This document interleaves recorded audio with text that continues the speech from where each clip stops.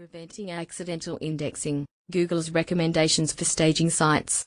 Google on staging sites. Preventing accidental indexing is a crucial topic for website owners and developers. A staging site is a website that is used for testing new versions of a website before they go live. It is important to prevent accidental indexing of staging sites to avoid duplicate content issues and negative SEO consequences. Google provides guidelines for preventing accidental indexing of staging sites. According to Google, website owners can use a robots.txt file or a noindex meta tag to prevent Google from crawling and indexing their staging site. Additionally, website owners can use password protection or IP blocking to restrict access to their staging site. Despite the importance of preventing accidental indexing of staging sites, it can still happen. In a recent episode of Google Search Off the Record podcast, Google's John Mueller discussed how to block Google from indexing a staging site. He suggested using a password-protected subdomain or subdirectory for the staging site and ensuring that it is not linked from the main website or sitemap.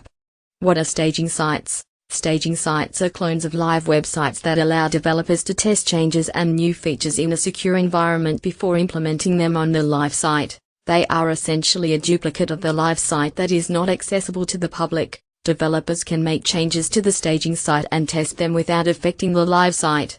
Benefits of staging sites. Staging sites offer several benefits to developers and website owners. iSense testing. Developers can test changes and new features without affecting the live site. This ensures that the live site remains stable and functional. iSense security. Staging sites are not accessible to the public, making them a secure environment for testing and development. iSense collaboration. Staging sites allow multiple developers to work on the same project without interfering with each other's work. iSense efficiency. Staging sites can save time and resources by allowing developers to identify and fix issues before they occur on the live site. How staging sites work. Creating a staging site involves making a copy of the live site and setting it up on a separate server or subdomain. Developers can then make changes to the staging site without affecting the live site. Once the changes have been tested and approved, they can be implemented on the live site. Staging sites are typically used for testing major changes or new features, such as a website redesign or the addition of new functionality. They can also be used to test updates to plugins, themes, or other software that could affect the site's performance. Staging sites can be set up manually or with the help of plugins or services. Some web hosting companies offer staging sites as part of their hosting plans, while others require additional setup. Preventing accidental indexing. In order to prevent staging sites from being accidentally indexed, it is important to take certain measures. This section will discuss why it is important to prevent accidental indexing and how to do so. Why prevent accidental indexing? Accidental indexing of staging sites can cause a number of problems. For one, it can negatively impact SEO efforts. If a staging site is indexed by search engines, it can lead to duplicate content issues and dilute the authority of the main site. Additionally, if a staging site is not fully developed or tested, it can lead to a poor user experience for visitors who stumble upon it through search engines. How to prevent accidental indexing.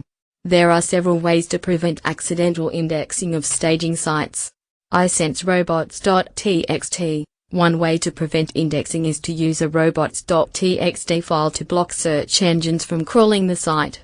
This can be done by adding the following code to the file. User agent, disallow, iSense noindex tags. Another way to prevent indexing is to use noindex tags in the site's HTML. This can be done by adding the following code to the head section of each page. iSense password protection. Password protection can also be used to prevent search engines from crawling the site. This can be done by requiring a login to access the site. It is important to note that while these methods can help prevent accidental indexing, they are not foolproof. It is still important to prioritize content quality over quantity when launching a large number of pages, and to thoroughly test and develop staging sites before making them live. Google's recommendations. Best practices for staging sites. Google recommends that web developers follow best practices when it comes to staging sites to prevent accidental indexing. First, developers should ensure that the staging site is not accessible to the public. This can be done by password protecting the site or using IP address restrictions to limit access. Additionally, Developers should use a different domain or subdomain for the staging site to make it clear that it is not the live site. Another best practice is to use a robots.txt file to block search engine crawlers from indexing the staging site. This will prevent accidental indexing and ensure that the staging site does not show up in search results. Developers should also avoid using content from the live site on the staging site, as this can confuse search engine crawlers and lead to accidental indexing. How to properly use noindex.